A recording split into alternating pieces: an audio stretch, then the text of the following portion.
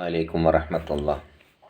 പ്രിയ സുഹൃത്തുക്കളെ, ബഹുമാനപ്പെട്ട സമസ്ത കേരള ജംഇയ്യത്തുൽ ഉലമയിൽ എന്തൊക്കെയോ അഴുക്കുകളുണ്ട്. ഇതൊക്കെ ശുദ്ധിയാക്കണം, സമസ്ത ഒന്ന് ശുദ്ധി കലശം വരുത്തണമെന്ന് ഹക്കീം വൈസി പറഞ്ഞപ്പോൾ അതിന് തയ്യാറായിക്കൊണ്ട് അതിൻ്റെ പ്രഗത്ഭനായ പ്രസിഡൻറ്റ് ബഹുമാനപ്പെട്ട ജിഫ്രി തങ്ങൾ തന്നെ പറഞ്ഞു. എന്ത് സമസ്ത ശുദ്ധീകരിക്കണമെന്ന് പറയുന്നത് ആരാണ്? അതിൽ പെട്ട ആളല്ലാത്ത ചില വഹാബി ആശയങ്ങൾ തൻ്റെ മക്കളെ, ഈ മുന്നിലിരിക്കുന്ന മക്കളെ പഠിപ്പിക്കുന്ന ഒരു ഫൈസി ബിരുദമുള്ള ആൾ. കുറേ ആൾക്കാർ പറയുന്ന ആളെ ഫൈസി എന്ന് വിളിക്കരുത് എന്നാ. കാരണം ഏതൊരു സനദിലും എഴുതി വെക്കും അവിടുത്തെ ആ എന്തൊരു ലക്ഷ്യത്തിന് വേണ്ടിയിട്ടാണോ അവർ അവിടെ സനത് കൊടുക്കുന്നെങ്കിൽ അതിനെതിരെ പ്രവർത്തിച്ചാൽ അതിന് ആ സനദിന് വിലയില്ല എന്ന് എഴുതി വെക്കും. ചില വഹാബികളും ഫൈസികളായിട്ട് ഈ ഫൈസികൾ എന്നുള്ള ഫൈസികളോ അല്ലെങ്കിൽ സക്കാഫികളോ അല്ലെങ്കിൽ വാക്കബികളോ ഒക്കെ ആണ് എന്നുള്ള വ്യാജേന അവർ പ്രചരിപ്പിക്കലുണ്ട്. പക്ഷേ അവർക്കൊന്നും അതിന് അർഹതല്ല എന്ന് അവരെ സനത് തന്നെ എഴുതി വെക്കും. അപ്പോൾ ഈ രൂപത്തിലാകുമ്പോൾ അദ്ദേഹത്തിനെ ഫൈസി എന്ന് വിളിക്കരുത് എന്ന് ചിലരൊക്കെ പറയുന്നുണ്ട്. അതെന്തോട്ടെ, നമുക്കതല്ല ചർച്ചാ വിഷയം. ഇത്രക്കും മഹത്തായ സ്ഥാനം അലങ്കരിക്കുന്ന ഒരു വ്യക്തി, ബഹുമാനപ്പെട്ട ജിഫ്രി തങ്ങളെപ്പോലത്തുള്ള വയസ്സായ പ്രായമായ, അത് മാത്രമല്ല സയ്യിദ് കുടുംബത്തിൽപ്പെട്ട ഒരു വ്യക്തി, ഇദ്ദേഹം ഇങ്ങനെ പറയണമെങ്കിൽ അത് എത്രത്തോളം അതിൻ്റെ ഉള്ളിൽ എന്തൊക്കെ നടന്നു എന്ന് അവർക്ക് ബോധ്യപ്പെട്ടത് കൊണ്ടാണല്ലോ. നിങ്ങളൊന്ന് ആലോചിച്ച് നോക്കിയാണ്. എന്നിട്ട് ഇപ്പോൾ അതിൽ നിന്ന് ബിരുദം വാങ്ങി വരുന്ന ആളുകൾ ഈ ഉസ്താദുമാരെ ഖരാവോ ചെയ്യുക, അവർക്കെതിരെ എന്തൊക്കെ തൊള്ളി തോന്നിയതൊക്കെ എഴുതുക, എന്നപോലെ പ്രസംഗിക്കുക. ഇത് ഈ പണ്ഡിതന്മാരെന്ന് പറയപ്പെടുന്ന ആളുകളാണ്. ആ പണ്ഡിതത്തിൻ്റെ കാലമൊക്കെ കഴിഞ്ഞു പോയിട്ടുണ്ട് എന്ന് ഞാൻ മുമ്പൊരു വീഡിയോയിൽ പറഞ്ഞിട്ടുണ്ട്. ഉസ്താദന്മാരങ്ങനെ, നമ്മുടെ ഉസ്താദന്മാരൊക്കെ അങ്ങനെ പറഞ്ഞത്. അതിനെപ്പറ്റി അറിയുന്നൊരു പാണ്ഡിത്യം എന്ന് പറയാൻ മാത്രം. ഈ ഓരോ കിതാബുകൾ, വാള്യങ്ങളോളം കിതാബുകൾ രചിച്ച 40, 400, 500 വാള്യങ്ങൾ കിതാബ് രചിച്ച, എത്രത്തോളം ഈ കിതാബിൽ രാവും പകലും മുഴുകിയിട്ട് പെണ്ണ് കെട്ടാൻ പോലും സമയം കാണാത്ത ഈ നബവി ഇമാമിനെ പോലുള്ള ഇമാമികൾ, ഇവരൊക്കെയാണ് പണ്ഡിതന്മാർ. അപ്പോൾ ഇവരെ എഴുതിയ കിതാബുകൾ വായിക്കാൻ കിട്ടിയാൽ നമ്മൾ പണ്ഡിതനായി മാറി. അങ്ങനത്തെ ഒരു അവസ്ഥ ഇപ്പോൾ ഉള്ളത്. എന്നാൽ ഞാൻ പറഞ്ഞു വരുന്നത്, ഈ കുട്ടികൾ ഗീബത്തും നമീമത്തും പരദൂഷണം ഇതിൻ്റെയൊക്കെ ശിക്ഷ എത്രത്തോളമാണെന്ന് പഠിച്ച് വന്ന ഒരു സമൂഹമാണല്ലോ ഇവരൊക്കെ. എന്നിട്ട് പൊതുജനങ്ങളോട് ഇത് പറയാണ്. നിങ്ങൾ ആലോചിക്കുകയാണ്, പൊതുജനങ്ങളുടെ ഇടയിൽ എഴുത്തിലും വാക്കിലും ഒക്കെ ഈ ഗീബത്ത് നമീമത്തുകളാണ് ഇപ്പം പറയുന്നത് മുഴുവനും. യൂട്യൂബ് തുറന്ന മുഴുവനും അതാ കേൾക്കുന്നത്. അപ്പം നമ്മളെപ്പോലത്തേക്ക് പറയാനുള്ളതേ, ഇതൊക്കെ നിർത്താൻ കാലമായിട്ടുണ്ട്.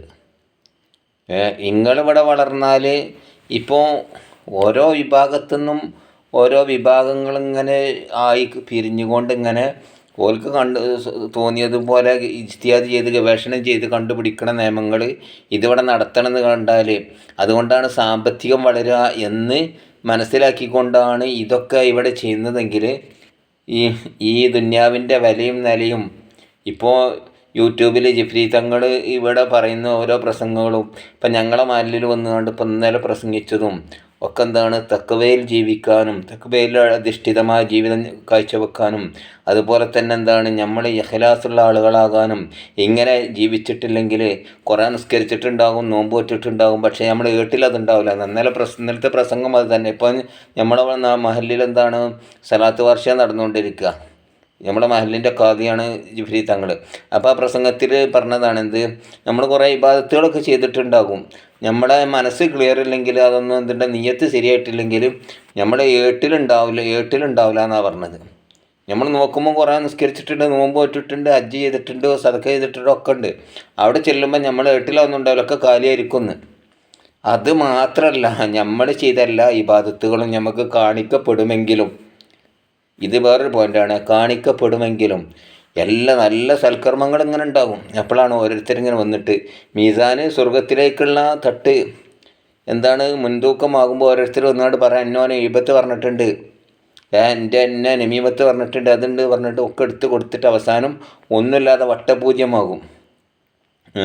അപ്പോൾ ഈ ഹക്കീം വൈസിനെ വിളിപ്പിക്കാൻ വേണ്ടി നടക്കുന്നവരും അതുപോലെ തന്നെ ആ ഹക്കീം വൈസിൻ്റെ ആ ശിഷ്യന്മാർ ഇങ്ങനെ വർഗീയമായിട്ട് പറയുന്നവരുണ്ട്. അത് ഹക്കീം വൈസിൻ്റെതാവട്ടെ, ആരതാവട്ടെ, നമ്മളതാവട്ടെ, മറു സംഘടനകളെ പറ്റിയാവട്ടെ, ഈ സംഘടനകൾക്കൊക്കെ എന്തുണ്ടെന്ന് പറയുന്നത് ഒരു ഇസ്ലാമിയായ ഇഖ്വത്ത് ഭയങ്കരമാണല്ലോ. ഹജ്ജത്തുൽ വിദായിൽ റസൂലുള്ളാഹി പറഞ്ഞതല്ലേ, ഒരു മുസ്ലിമിൻ്റെ അഭിമാനം പറിച്ചു ചീന്തുന്നത് കാബ, നീ എത്ര മഹത്തരം, നിൻ്റെ വാസന എത്ര സുഗന്ധം, നിൻ്റെ മഹത്തരം എത്ര ഉന്നതം, നിൻ്റെ മഹത്വം എത്ര ഉന്നതം, പക്ഷേ നിന്നേക്കാൾ സ്ഥാനം ഒരു മുഅ്മിനീനാണെന്ന് കാബയെ തവാഫ് ചെയ്യുമ്പോൾ റസൂലുള്ളാഹി പറഞ്ഞെങ്കിൽ അതൊരു മുസ്ലിമിൻ്റെ ഈ മഹത്തോട് പറഞ്ഞു. അപ്പോൾ ആ മുസ്ലിം ആവലോട് കൂടെ തന്നെ അക്കീദയിലൊക്കെ ഒരേ ആളുകളായ ആളുകളെ അഭിമാനം പറിച്ച് ഇന്ത്യയിൽ എന്തായിരിക്കും അതിൻ്റെ അവസ്ഥ?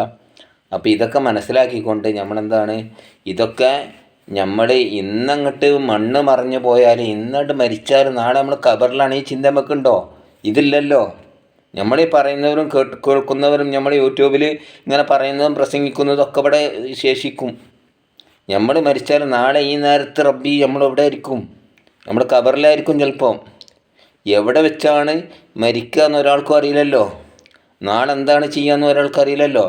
ദുന്യാവ് എന്ന് പറഞ്ഞാൽ ദില്ലും സായില നീങ്ങിപ്പോകുന്നൊരു നിഴലല്ലേ.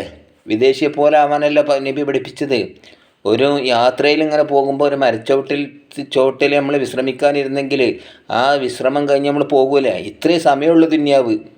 അപ്പോൾ ഈ സമയത്തിൻ്റെ ഇടയിൽ നമ്മൾ മറ്റുള്ളവർ ന്യൂനതും ഈബത്തും നമീമത്തും പറഞ്ഞുകൊണ്ട് ഈ ഫിത്തനും ഫസാദും ഉണ്ടാക്കിയാൽ ഇതൊക്കെ ആയിരിക്കും നമ്മൾക്ക് ചെല്ലുമ്പോൾ. നമ്മൾ കുറേ നിസ്കരിച്ചിട്ടുണ്ട്, നോമ്പ് ചെയ്തിട്ടുണ്ട്, ഹജ്ജ് ചെയ്തിട്ടുണ്ട്, എല്ലാ സൽക്കർമ്മങ്ങളും ചെയ്തിട്ടുണ്ട്. പക്ഷേ നമുക്ക് വട്ട പൂജയാണ് ഉണ്ടാകുക.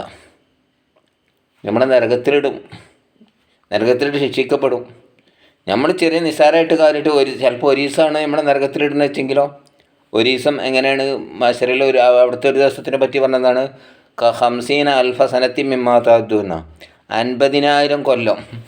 നമ്മളിവിടെ 100 കൊല്ലം ജീവിക്കുന്നുണ്ടോ? ഇല്ല. ഒരു ദിവസത്തിൻ്റെ വൈദൂരാണ് പറഞ്ഞത്. എന്താ അത്ര വൈദൂരം ഉണ്ടാകാൻ? പിന്നെ അനന്തമായ ജീവിതമാണത്, അറ്റമില്ലാത്ത ജീവിതം.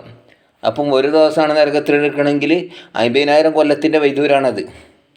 നമ്മളൊരു 100 കൊല്ലം പോലും ജീവിക്കൂല നമ്മളൊക്കെ. അപ്പോൾ ഇതിൻ്റെയൊക്കെ ഗൗരവം നമ്മൾ മനസ്സിലാക്കിയാണ്ട് ഇനിയുള്ള കാലത്തെങ്കിലും നമ്മളൊരു പക്കമായ ജീവിതം നമ്മൾ ജീവിക്കണമെന്നും മറ്റുള്ളവരെ ഈബത്തും നമീമത്തും പറയാതെ അവർ പോലെ പോട്ടൊരു വൈക്ക്. അപ്പം നമ്മൾ ഏതിലാണോ ഉണ്ടെങ്കിൽ അതിൽ നിലനിന്നിട്ട് ഏത് സുന്നി വിഭാഗമാട്ടെ ഏത് വിഭാഗമാട്ടെ നമ്മുടെ അക്കീദയിൽ ഒരാളും നമ്മളോട് വെറുപ്പുണ്ടാവരുത്. ഒരാളോടും നമ്മൾ മറ്റവരെ വെറുക്കുമ്പോൾ നമ്മുടെ ഹൃദയത്തിൽ ഒരു കറുപ്പ് പുള്ളി വരികയാണ്.